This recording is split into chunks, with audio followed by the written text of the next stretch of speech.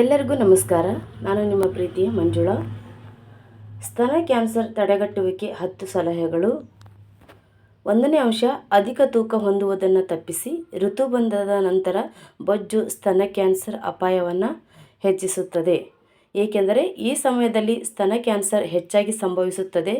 ಕಾಲಾನಂತರದಲ್ಲಿ ತೂಕ ಹೆಚ್ಚಾಗುವುದನ್ನು ತಪ್ಪಿಸಿ ಮತ್ತು 25 ಅಥವಾ ಅದಕ್ಕಿಂತ ಕಡಿಮೆ ದೇಹದ ದ್ರವ್ಯರಾಶಿ ಸೂಚಿಯನ್ನು ಕಾಪಾಡಿಕೊಳ್ಳಲು ಪ್ರಯತ್ನಿಸಿ. 2ನೇ ಅಂಶ, ತೂಕ ಹೆಚ್ಚಾಗುವುದನ್ನು ತಪ್ಪಿಸಲು ಆರೋಗ್ಯಕರವಾಗಿ ತಿನ್ನಿರಿ. ತರಕಾರಿಗಳು ಮತ್ತು ಹಣ್ಣುಗಳು ಅಧಿಕವಾಗಿರುವ ಮತ್ತು ಸಕ್ಕರೆ ಪಾನೀಯಗಳು, ಸಂಸ್ಕರಿಸಿದ ಕಾರ್ಬೋಹೈಡ್ರೇಟ್ಗಳು ಮತ್ತು ಕೊಬ್ಬಿನ ಆಹಾರಗಳು ಕಡಿಮೆ ಇರುವ ಆಹಾರವನ್ನು ಅಳವಡಿಸಿಕೊಳ್ಳಿ.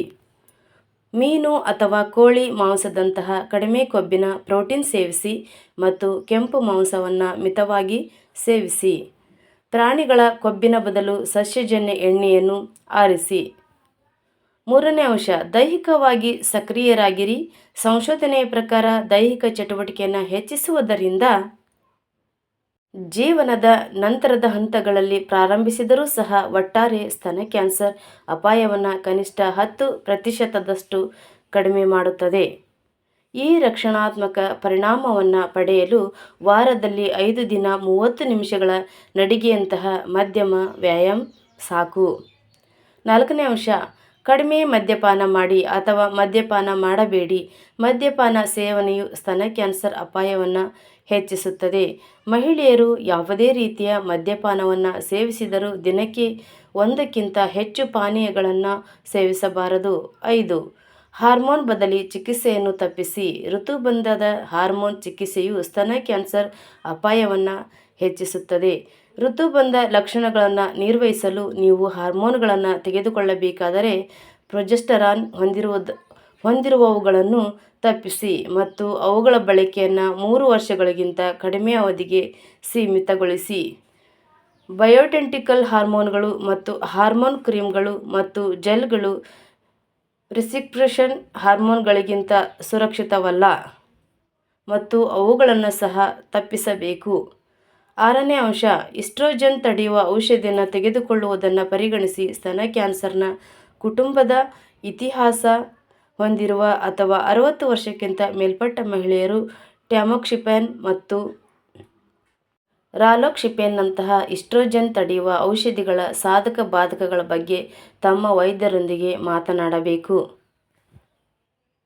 7ನೇ ಅಂಶ, ಧೂಮಪಾನ ಮಾಡಬೇಡಿ. ದೀರ್ಘಾವಧಿಯ ಧೂಮಪಾನವು ಕೆಲವು ಮಹಿಳೆಯರಲ್ಲಿ ಸ್ತನ ಕ್ಯಾನ್ಸರ್ ಅಪಾಯವನ್ನು ಹೆಚ್ಚಿಸುತ್ತದೆ ಎಂದು ಸಂಶೋಧನೆ ಸೂಚಿಸುತ್ತದೆ. ಧೂಮಪಾನ ಬಿಡಲು ಸಹಾಯ ಬೇಕೇ? ಹಚಿನ್ಸನ್ ಕೇಂದ್ರದ ಆನ್ಲೈನ್ ಧೂಮಪಾನ ನಿಲುಗಡೆ ಅಧ್ಯಯನವಾದ ವೆಬ್ ಕ್ವಿಟ್ನಲ್ಲಿ ಭಾಗವಹಿಸುವುದನ್ನು ಪರಿಗಣಿಸಿ.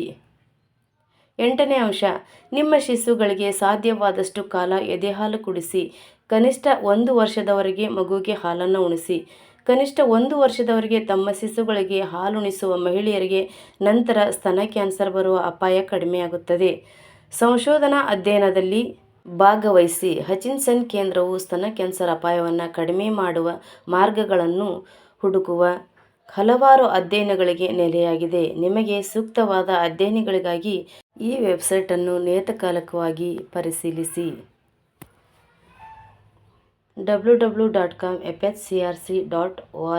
ಹೋಗಿ ಮತ್ತು ನೀವು ಹೇಗೆ ಸಹಾಯ ಮಾಡಬಹುದು ಎಂಬುದರ ಮೇಲೆ ಕ್ಲಿಕ್ ಮಾಡಿ.